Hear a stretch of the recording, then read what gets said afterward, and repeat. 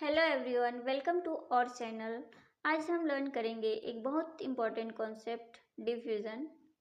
ये कॉन्सेप्ट हर सेल के फंक्शन का फाउंडेशन है। So let's start. आप कभी देखे होंगे कि एक परफ्यूम कैसे पूरे रूम में फैल जाता है बिना किसी हेल्प के। That's called diffusion. ये डिफ्यूज़न के थ्रू होता है। सबसे पहले हम देखते हैं कि डिफ्यूज़न क्या होता है, इसका डेफिनेशन क्या होता है। Diffusion is the movement of a molecule or solute from an area of higher concentration to an area of lower concentration along concentration gradient by their own kinetic energy। जब solid और molecule का movement उसके high concentration area से low concentration area की ओर होता है, उस process को हम डिफ्यूज़न कहते हैं। इस पिक्चर में आप देख सकते हैं इंक, ग्लास है, ग्लास में वाटर है, और जब हम इंक डालते हैं तो इंक का जो कंसंट्रेशन होता है एक प्लेस पे हाई रहता है जहाँ हम उसको डालते हैं। फिर धीरे धीरे जो इंक है पूरे ग्लास में इक्वली डिस्ट्रीब्यूट हो जाता है, तो इसी को हम डिफ्यूज़न कहते हैं। और हम देखते हैं डिफ्यूज़न के बारे में। It is spontaneous and passive process. It is how substances move in and out of cells. Diffusion happens in liquids and gases because their particles move randomly from place to place. Generally जो diffusion होता है वो liquids और gases में होता है, क्योंकि उनके जो पार्टिकल्स होते हैं ना वो रैंडमली मूव करते हैं place to place. In gases and liquids particles move randomly from place to place. The particles collide with each other or with their container. This makes them change direction.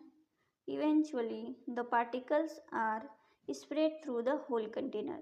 मतलब जो molecule होते हैं या फिर जो particles होते हैं वो एक दूसरे से तो कोलाइड करते ही हैं, और साथ ही जो कंटेनर होता है उसके वॉल से भी टकराते हैं। तो ये जब टकराते हैं एक दूसरे से तो इनका जो डायरेक्शन होता है वो चेंज हो जाता है, मतलब फैल जाते हैं पूरे कंटेनर में। नेक्स्ट हम देखते हैं टाइप्स ऑफ डिफ्यूज़न। डिफ्यूज़न कितने टाइप्स के होते हैं। There are two types of diffusion. First है सिंपल डिफ्यूज़न एंड सेकेंड है फैसिलिटेटेड डिफ्यूज़न। फर्स्ट देखेंगे हम लोग सबसे पहले सिंपल डिफ्यूज़न क्या होता है। सिंपल डिफ्यूज़न क्या होता है, a process in which the substance moves through a semi-permeable membrane or in a solution without any help from transport proteins. बिना किसी ट्रांसपोर्ट प्रोटीन के जब जो सॉल्यूशन होते हैं या फिर सब्सटेंस होते हैं वो मूव करते हैं, उसको हम सिंपल डिफ्यूज़न कहते हैं। इनमें किसी प्रकार के एटीपी और एनर्जी का रिक्वायरमेंट नहीं होता है। एग्जाम्पल है इसका oxygen and carbon dioxide exchange in alveoli और लंग्स। सेकेंड हम देखेंगे फैसिलिटेटेड डिफ्यूज़न क्या होता है। Facilitated diffusion is a passive movement of molecules across the cell membrane from the region of higher concentration to the region of lower concentration by means of carrier proteins और molecules. मतलब इसमें जो particles और substances होते हैं वो with the help of carrier proteins move करते हैं।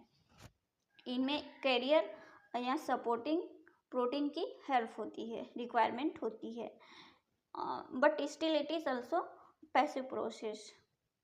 और ये फॉर लार्ज और चार्ज मॉलिक्यूल्स होते हैं। एग्जाम्पल है ग्लूकोज का ट्रांसपोर्ट ट्रांसपोर्टर के थ्रू होता है, और आयन्स के लिए भी डिफरेंट ट्रांसपोर्टर प्रोटीन प्रेजेंट होते हैं। नेक्स्ट हम देखते हैं डिफरेंस बिटवीन सिंपल डिफ्यूज़न और फैसिलिटेटेड डिफ्यूज़न। अगर एनर्जी की बात करते हैं तो दोनों में एनर्जी की रिक्वायरमेंट नहीं होती है।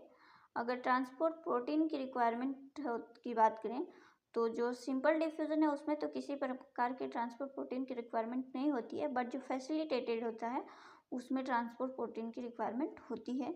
जो मॉलिक्यूल का टाइप होता है वो सिंपल डिफ्यूज़न में स्मॉल और नॉन पोलर होते हैं, जबकि जो फैसिलिटेटेड डिफ्यूज़न होता है उसमें जो मॉलिक्यूल्स होते हैं वो जनरली लार्ज और पोलर होते हैं। नेक्स्ट हम देखते हैं factors affecting diffusion. The rate of diffusion depend upon several factors. First, concentration differences directly proportional to diffusion. मतलब कंसंट्रेशन डिफरेंसेस अगर ज़्यादा होगा तो जो डिफ्यूजन का रेट है वो स्लो होगा. Second, size of molecules inversely proportional to diffusion. अगर साइज स्मॉल होगा तो डिफ्यूजन का जो रेट होगा वो हाई होगा या फिर डिफ्यूज़न फास्ट होगा. और अगर मॉलिक्यूल्स का जो साइज है वो बड़ा होगा, लार्ज होगा, तो डिफ्यूज़न का रेट है वो कम होगा. थर्ड है temperature directly proportional to diffusion. जितना ज़्यादा टेम्परेचर उतना ज़्यादा डिफ्यूज़न.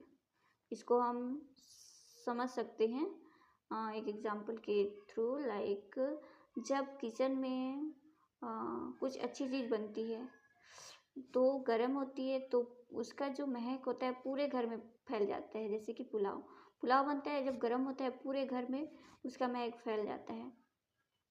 लेकिन जब वो ठंडा होते जाता है तो वो किचन तक ही सीमित हो जाता है. और फोर्थ है distance travelled inversely proportional to diffusion. The greater the distance that a substance must travel, the slower the rate of diffusion. मतलब अगर सब्सटेंस जो है वो जितना ज़्यादा डिस्टेंस ट्रेवल करेगा उतना ही जो रेट ऑफ डिफ्यूज़न है वो स्लो होता है. सो ये था फैक्टर्स जो कि अफेक्ट करते हैं डिफ्यूज़न को. नेक्स्ट हम समरी देखते हैं. सो डिफ्यूज़न एक पैसिव ट्रांसपोर्ट है. यहाँ इसमें किसी प्रकार की एटीपी और एनर्जी की रिक्वायरमेंट नहीं होती है. अकर्स नेचुरली और एसेंशियल फॉर सेल सर्वाइवल. इससे रिलेटेड एक एमसीक्यू है क्वेश्चन, उसका आंसर कमेंट में करके बताइएगा. मैं क्वेश्चन एक बार रीड कर देती हूँ. Which of the following molecules requires a carrier protein for diffusion. Option है carbon dioxide, glucose, oxygen, water. So आज का वीडियो यहीं पे फिनिश होता है. अब मिलेंगे नेक्स्ट कॉन्सेप्ट के साथ नेक्स्ट वीडियो में.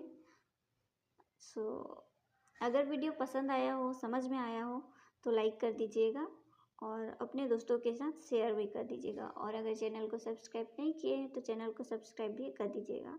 तब तक के लिए bye bye, take care, thank you so much.